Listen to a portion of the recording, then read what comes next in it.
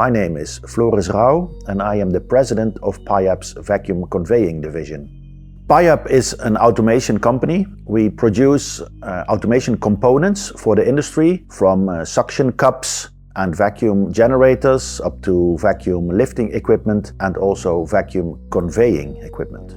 My name is Artur Hooge, I'm sales manager at IB. IB develops and builds highly customized turnkey machines and systems for general bulk material handling. Furthermore, is IB a well-known OEM supplier for powder handling solutions in the field of additive manufacturing. What IB brings to the Piab Group is a wide range of systems for the handling of FIBCs, or also known as big bags, containers and smaller bags. Our broad experience as a holistic machine manufacturer in general for a wide range of applications. IB is actually pretty unique. They have all expertises needed in-house, from engineering, design, up to the electronics, PLC programming, installation. Everything is done in-house, and that makes them very flexible in the machines they are producing.